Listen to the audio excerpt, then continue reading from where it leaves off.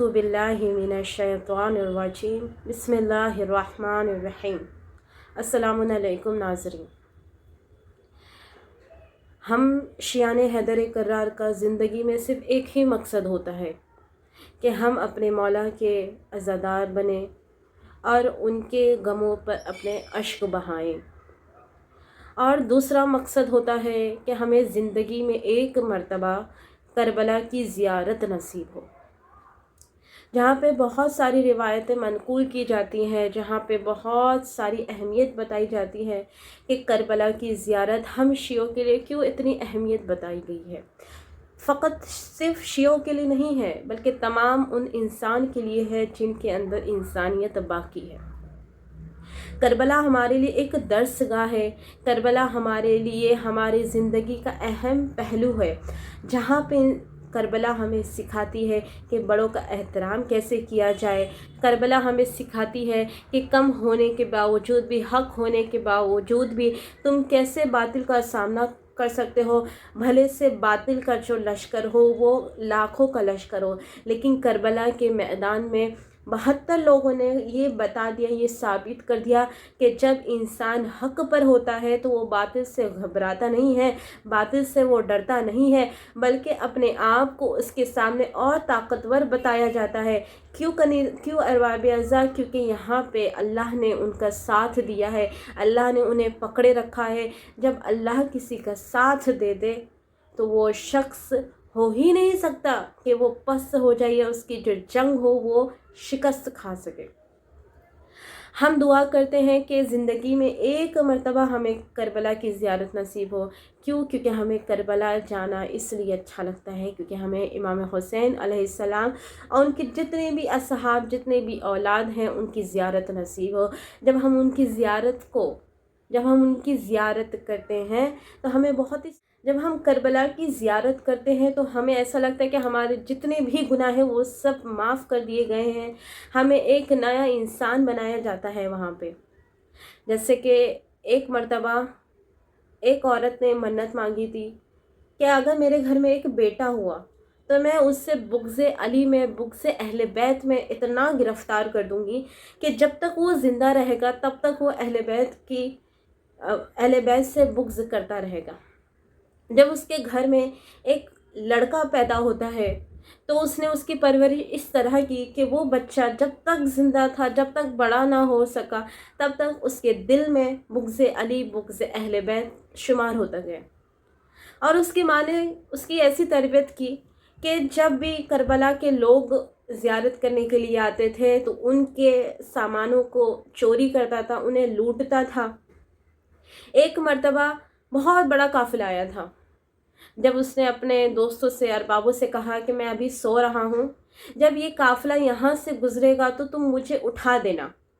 उन्होंने कहा ठीक है, आप सो जाइए, क्योंकि वो कमांडर था। जैसे ही वो शख्स सो जाता है तो इसके साथी भी कहते हैं कि काफ़िला तो अभी गुज़रा नहीं है, बहुत ही समय है गुज़रने में, चलो हम भी आका के साथ सो जाते हैं। वो लोग भी सो गए। जैसे ही वो शख्स उठता है, क्या देखता है कि काफ़िला यहाँ से गुज़र चुका है। उसने अपने साथियों को उठाया और कहा कि मैंने तो तुमसे कहा था ना कि जब यहाँ से काफ़िला जाएगा तो तुम मुझे फ़ौरन उठा देना। इतना बड़ा काफ़िला हमारे हाथों से चला गया और हमने सुबह से एक भी काफ़िले को लूटा नहीं है। वो लोग कहते हैं आका आप परेशान ना होइए, घबराइए नहीं, जैसे ही दूसरा काफ़िला आएगा हम आपको फिर से जगा देंगे, आप फिर से सो जाइए। उसने कहा ठीक है, मैं सो जाता हूँ। जैसे ही वो शख्स सो जाता है, फिर उसके साथी क्या देखते हैं कि काफ़िला यहाँ से गुज़र रहा है, अपने आका को उठाता है। जैसे ही अपने आका को उठाता है तो वो शख्स कहता है अपने साथियों को, वो साथी लोग परेशान हो गए। कहा कि आका हम तो यहाँ पे लुटेरे हैं, हम तो यहाँ पे काफ़िला लूटते हैं, फिर आपको करबला में क्यों जाना है, करबला की ज़ियारत क्यों करना है? वो शख्स कहता है जैसे ही इन कुछ लम्हों के लिए मेरी आँख लग गई थी, इसी दफ़ा मेरे ख्वाब में मुझे ख्वाब आया और मैं क्या देखता हूँ कि फ़रिश्ते मुझे जहन्नम की आग की तरफ लेके जा रहे हैं। जैसे ही फ़रिश्ते मुझे जहन्नम की आग की तरफ लेके जा रहे थे, जैसे ही मुझे वहाँ पे पलट रहे थे, जहन्नम की आग ने मुझे कबूल नहीं किया और जहन्नम की आग ने मुझे जलाया भी नहीं। فرشتے پریشان ہو گئے، گھبرا گئے. انہوں نے سوال کیا کہ اے آگ، اے جہنم کی آگ، تو نے اس شخص کو جلایا کیوں نہیں ہے؟ یہ تو کربلا کے لوگوں کے زائرین کو لوٹتا تھا، مولا حسین کے چاہنے والوں کو پریشان کرتا تھا، ان کے سارے سامان، سارے پیسے لوٹ لیا کرتا تھا. آگ کہتی ہے کہ میں اس شخص کو اس لیے نہیں جلا رہا ہوں کیونکہ اس کے کپڑے پہ زائروں کے پیروں کی دھول لگی ہوئی ہے. انہوں نے کیا دیکھا کہ اس کے کپڑے پہ زائروں کی دھول لگی ہوئی ہے. یہ ہوتا ہے امام حسین کی زیارت کا ثواب. جیسے ہی فرشتے نے اس شخص کے کپڑے اتارے، پھر سے جہنم کی آگ میں اسے پھینکنے شروع کر دیا. پھر سے کیا دیکھتے ہیں کہ جہنم کی آگ اسے جلا نہیں رہی ہے. پھر سوال کرتے ہیں اب تو ہم نے اس کے کپڑے بھی اتار دیا ہے، اب تو اسے کیوں نہیں جلا رہی ہے؟ وہ آگ کہتی ہے کہ میں اسے کیسے جلاؤں؟ بھلے سے تم نے اس کے کپڑے اتار دیے ہیں، لیکن اس کے اندر، اس کے بدن میں کانوں سے اور ناک کے سوراخوں سے امام حسین کے زائرین کے خاک اس کے اندر چلی گئی ہے، اس لیے میں اسے جلا نہیں رہا ہوں. وہ شخص بیدار ہوتا ہے اور گھبرا جاتا ہے، کہتا ہے کہ میں نے تو اتنے سال اپنے امام کے زائرین کو لوٹا ہے، لیکن اس کے باوجود بھی ایک زائرین کے پیروں کی دھول نے مجھے بچا لیا.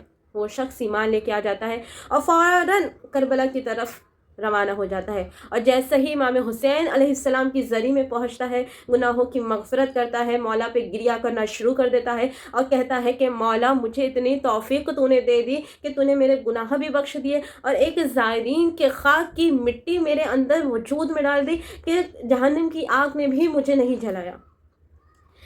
امام حسین کی زیارت کا بہت بڑا ثواب ہے. ہم سب شیعوں کے اندر یہ عشق ہوتی ہے، یہ محبت ہوتی ہے کہ ہم کسی بھی طرح امام حسین علیہ السلام کی زیارت کر سکیں. ہمارے پاس اگر پیسے نہیں ہیں تو ہم لوگوں سے ادھار لیتے ہیں، پوری زندگی ہم اس پیسے کو جمع کرتے ہیں تاکہ زندگی میں ایک بار امام حسین علیہ السلام کی زیارت نصیب ہو. لیکن ہمارے اندر ایک چیز کی کمی ہوتی ہے، وہ ہے معرفت.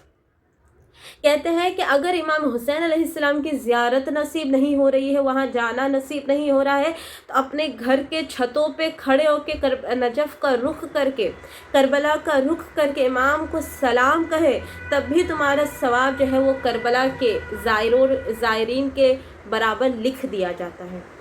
لیکن پھر بھی ہم شیعہ ہیں، ہمارے اندر امام حسین اور ان کے اصحاب اور اولاد کی محبت اس قدر ہے کہ ہمارے اندر یہ ولولہ پیدا ہوتا ہے، یہ جوش و جذبہ رہتا ہے کہ ہم بس ایک مرتبہ کربلا جائیں اور وہاں سے بھلے سے زندہ واپس نہ آئے، ہمیں کوئی مشکل نہیں ہے. اور ہم جب شیعان حیدر کرار کربلا جاتے ہیں تو خالی ہاتھ نہیں جاتے ہیں، بلکہ وہاں سے کربلا کی مٹی اور وہاں کا کفن ضرور لاتے ہیں.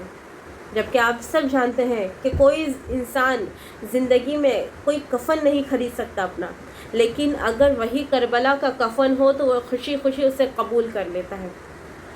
انشاءاللہ 40 کا وقت قریب آ رہا ہے اور ہمارا دل بہت ہی بے چین ہے کہ ہم یہ سال بھی کربلا نہیں جا پا رہے ہیں.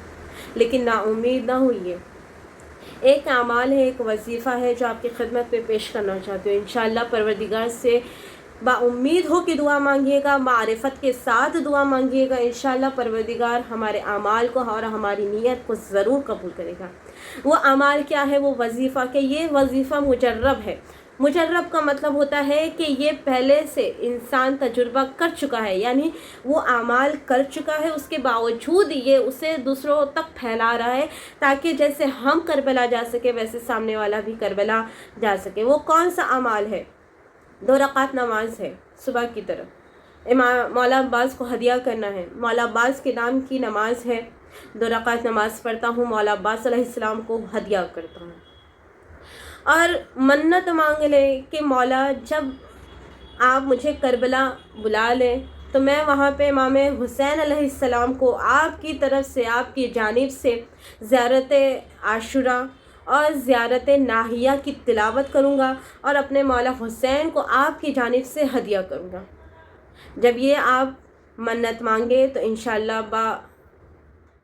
انشاءاللہ جب بھی آپ یہ اعمال کو انجام دیجیے، کبھی بھی آپ انجام دے سکتی ہیں، اس کی کوئی تاریخ یا کوئی بھی دن مشخص نہیں ہے.